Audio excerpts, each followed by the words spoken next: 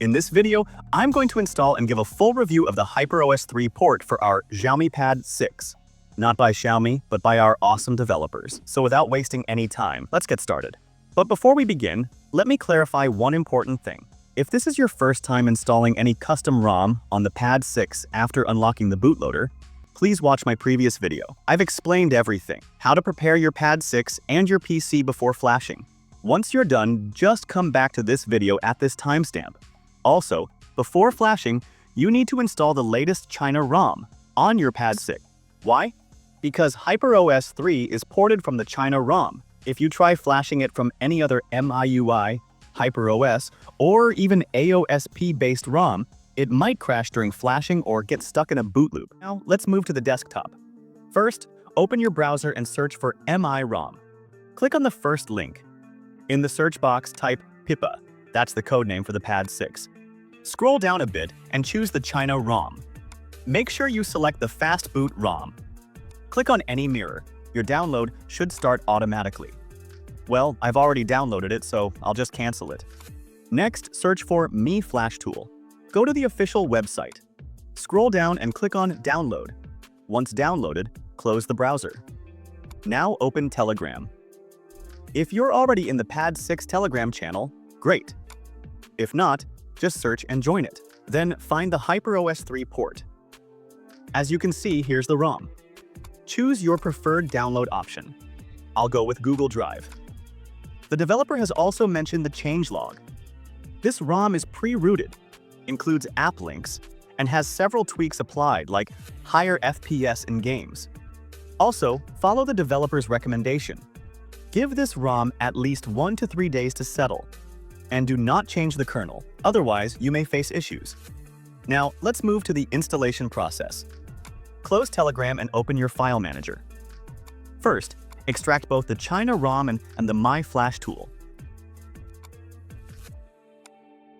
After extraction, open the Mi Flash tool folder and create a new folder named log. Now, run the Mi Flash .exe file. Connect your Pad 6 using a USB cable. Then restart the device. During the restart, hold the volume down button. After a few seconds, your device will boot into fast boot mode. Back on the PC, click Select. Navigate to the Downloads folder and select the extracted China ROM folder. Click OK. Then click Refresh.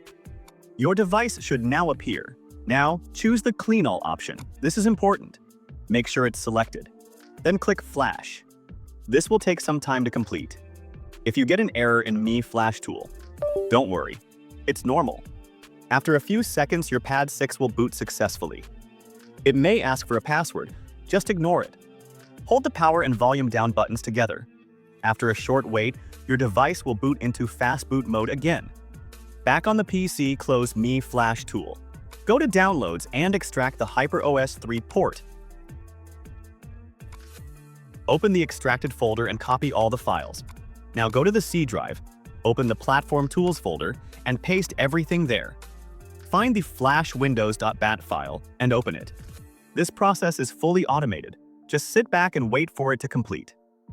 After a few minutes, it will ask you to clear data. Type Y and hit Enter. Now wait for the process to finish. Once done, your Pad 6 will boot automatically. Just hit Enter.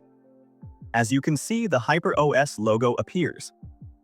Let me set it up and give the ROM some time to settle. It feels a little laggy at first. Today is December 16th, so I'll give it at least 1.5 days to settle. Now, let's talk about what I found during testing. First, the UI and app animations. Honestly, they're a bit slower compared to any AOSP ROM. But on the other hand, let's talk about features. We've got App Lock, Dual Apps, Second Space. In the battery section, we get Performance and Ultimate mode. There are AI features, dedicated accessory settings, and more. You can also add widgets using the store. You can customize the lock screen, though the depth effect isn't available. For the home screen wallpaper, you can't change it directly. You'll need to go to Settings, Personalization. There, you'll find many default wallpapers. But keep in mind, the live wallpapers don't work. The good news? Themes do work. Search for better glass. Some themes actually work well on the tab. Now, let's talk about multitasking. There are 3 ways. First, split screen. You can use 2 apps at once. Second, floating window. You can open up to 2 apps in floating mode. Third, the all-new desktop mode. To switch, swipe down the control center and enable desktop mode. Your taskbar will shrink, and you're ready for multitasking. You can open multiple apps at once. You can also enable full screen mode. In Recents, all apps are visible. Clicking home minimizes them. The best part? This desktop mode doesn't crash, even after opening many apps. That's better than the latest AOSP desktop mode. Switching back to normal mode keeps all apps in Recents. Switching again to desktop mode, they're still there. One issue though, some apps don't support proper landscape mode. You can't stretch them to full screen no matter the mode. On the first day, screen lock and face unlock didn't work. But during this test shoot, they're working fine. Since this is a pre-rooted ROM, just install the Suki Ultra APK provided by the developer. You'll get super user access. But don't update the app, it'll break root access. Now, let's check performance. In Antutu, we scored over 1 million. Totally unexpected. Hats off to the developer. In Geekbench, we got 1307 in single-core and 3407 in multi-core. In 3D Mark, we scored 4239. Impressive. I also ran a 10-minute CPU throttle test. It was pretty stable. Now, let's move to actual gaming performance. Keep in mind, I'm not using Ultimate mode.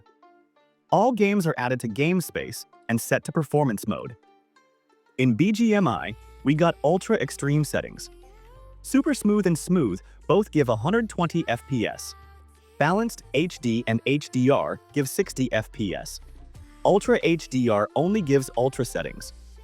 In this test, I used Smooth plus Ultra Extreme. But on Spawn Island, FPS was locked at 60. I tried changing graphics settings and reapplying them. Still no improvement. I even closed and reopened the game, switched to performance mode again, but FPS didn't change. At this point, I confirmed, higher FPS isn't working in BGMI. However, the FPS was stable, between 55 to 60, no matter the map or event.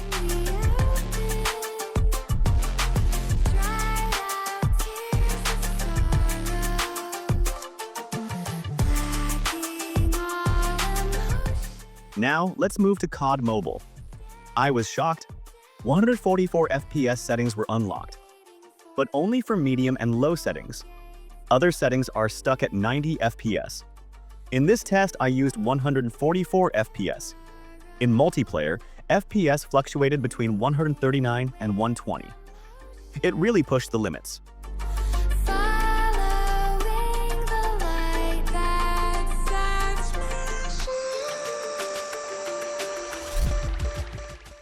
In Battle Royale, FPS was between 92 and 100. Since this is the first time 144 FPS is unlocked on this device, it might need some optimization or tweaks from the developer. Next, Genshin Impact. As always, 30 FPS on medium, 60 FPS on low. Both were consistent. Now Free Fire. All settings maxed out. Consistent 60 FPS, no issues. So, after this full comparison and testing, for the first time, HyperOS really impressed me on the performance side. What this ROM needs is better productivity and multitasking features. And most importantly, a perfect landscape experience. That's my opinion. That's it for today's video. If you enjoy this kind of content, don't forget to subscribe to the channel. I'll see you in the next one. Stay tuned. में घुसता जैसे हाथी table बैठा तो फिर गांधी करते मोटा 400 का होते दंगे चलती लाठी हमने हार से सीखा और सीखों से जीत बना दी सोना था हर राम तभी तो किस्मत हो रही चांदी चांदी एक दिन रहता दिल्ली दूजे दिन मैं बैठा बाली पंगा चीते से तो समझो रास्ता